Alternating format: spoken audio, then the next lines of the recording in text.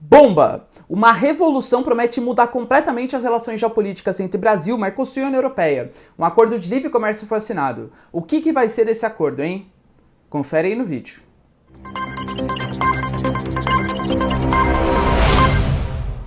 Fala galera, beleza? Também tá legal, tranquilo de boa? Então tá, ó. Galera, é o seguinte, pra quem não acompanhou, né, é uma bomba geopolítica mesmo, tá? Fiquei muito entusiasmado, aliás, com o tema. Aliás, no vídeo de ontem mesmo, eu já falei pra vocês que uma das coisas que o Bolsonaro estava fazendo no G20 era justamente tentar costurar um acordo entre o Mercosul e a União Europeia, e finalmente os grandes líderes, né, anunciaram que sim, foi feito esse acordo, um acordo de livre circulação de mercadorias entre Mercosul, formado aí por Brasil, Argentina, Uruguai, Paraguai e Venezuela, que está suspensa, e a União Europeia, formada por 28 países membros, né? Esse aí vai ser o segundo maior acordo bilateral do mundo, é um acordo assim sem precedentes e que vai trazer muitas mudanças, principalmente na questão econômica do Brasil, tá bom? Galera, pra quem não sabe, esse acordo, ele estava tentando ser costurado há mais de 20 anos que o Mercosul, ele tentava se aproximar da União Europeia, mas grandes barreiras impediam esses acordos. E aí agora no G20, como já era uma promessa que estava sendo estabilizada há bastante tempo, finalmente foi assinado esse acordo. Professor, mas isso é bom pro Brasil? Será que isso vai fazer bem pro Brasil? Particularmente, galera, acho que assim, a curto prazo sim, a curto e médio prazo sim, mas acho que isso pode ser bastante perigoso. Eu particularmente sou a favor desses acordos internacionais. Por quê? Porque nós, Brasil, né, aliás, o mundo inteiro, ele vive sobre a égide do sistema capitalista. E o capitalismo é um sistema econômico que precisa de compra e venda de mercadorias. Então, quanto mais parceiros econômicos, quanto mais compra e venda, quanto mais comércio, melhor é, tá? Melhor é tanto para o país que está vendendo como o país que está comprando. Isso é bem nítido, tá? Para o Brasil, o que vai fazer bem? Vai fazer bem principalmente para o setor agrícola. A gente sabe que o Brasil, por mais que não seja mais aquela figura que geralmente a gente tem, né? De um país completamente agromineral, etc. O Brasil é um país que depende muito da exportação de commodities ainda.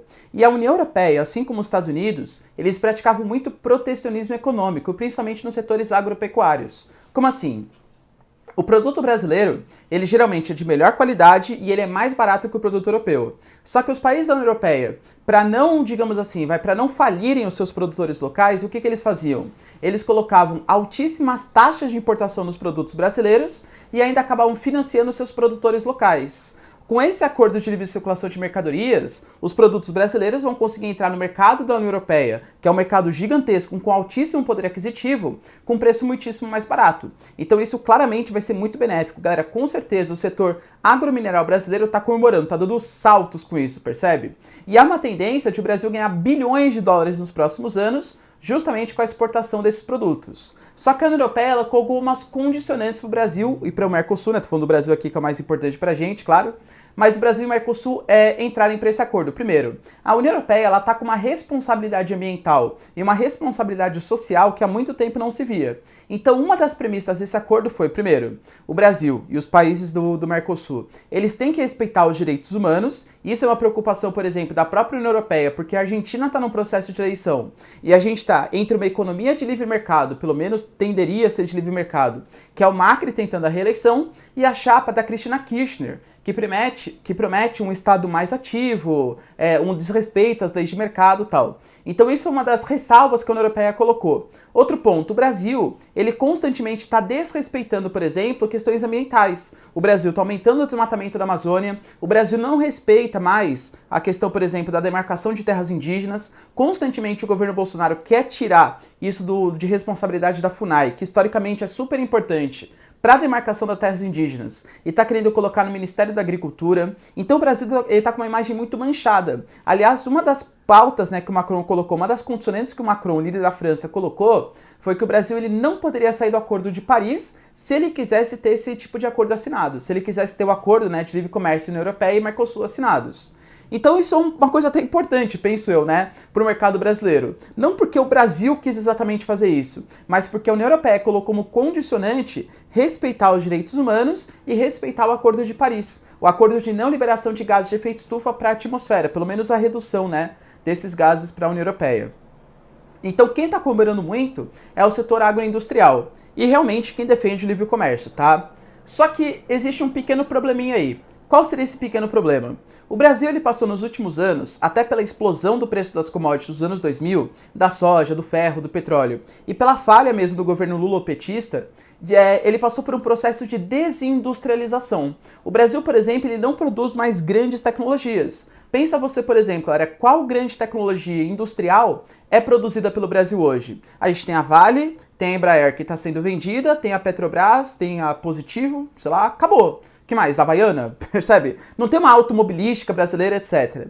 E com a tendência de produtos da União Europeia, que é uma baita potência econômica, uma grande produtora de tecnologia, entrar sem impostos no Brasil, isso vai beneficiar muita gente no mercado brasileiro, mas em compensação, isso vai, digamos assim, sufocar um pouco a indústria brasileira. Se a indústria brasileira precisava de um pouco de protecionismo, incentivo do Estado para conseguir produzir novas tecnologias, agora que produtos da União Europeia vão entrar sem nenhum tipo de imposto no nosso mercado, é bem provável que assim a produção tecnológica, a produção industrial, ela se sufoque um pouco mais. Ou seja, o Brasil ele vai se basear cada vez mais na exportação de commodities para a União Europeia e vai, digamos assim, sufocar um pouco a nossa produção industrial, já que a gente, com a nossa própria tecnologia, não consegue competir com a União Europeia, pelo menos num curto prazo, percebe?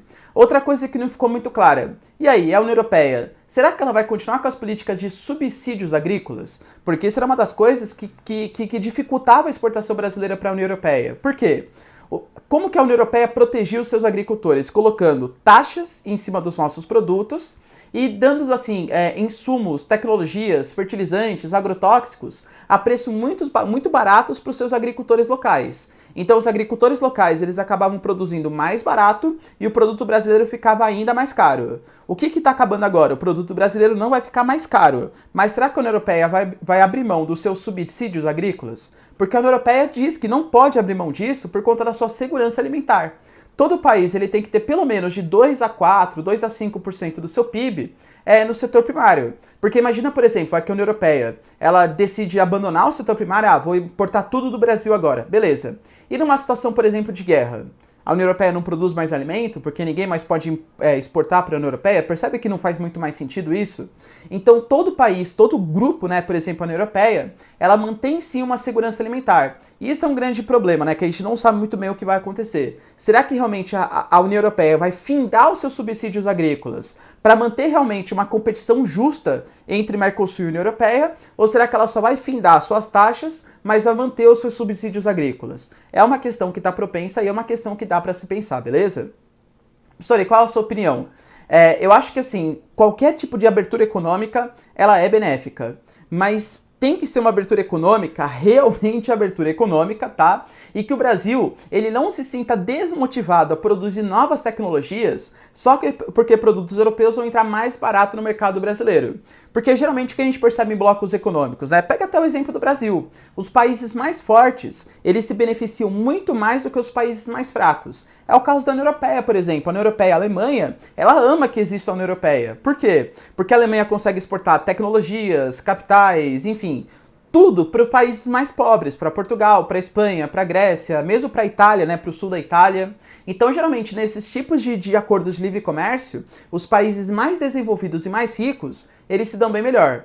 Se for um tipo de acordo, né, que o Brasil ele não se sinta desmotivado, embora eu ache isso difícil, tá? Mas ele não se sinta desmotivado a produzir novas tecnologias, acho que é uma coisa legal. Quanto mais livre comércio tiver, melhor é para o capitalismo mundial, beleza? Brasil, por favor, continue investindo em novas tecnologias. Não dê esse tipo de acordo suprimir, né, sufocar essa necessidade que a gente tem de se tornar um país desenvolvido. Belezinha? Deu para entender, galera? Então, no saldo, assim, achei positivos, com ressalvas. Há uma tendência de primarização, reprimarização da nossa economia, maior ainda com esse tipo de acordo, belezinha? Deu para entender? Então tá, galera, então se vocês curtiram o vídeo, por favor, já deixa seu like, se inscreve no canal, e é isso aí. Beijos, abraços e tchau, até mais.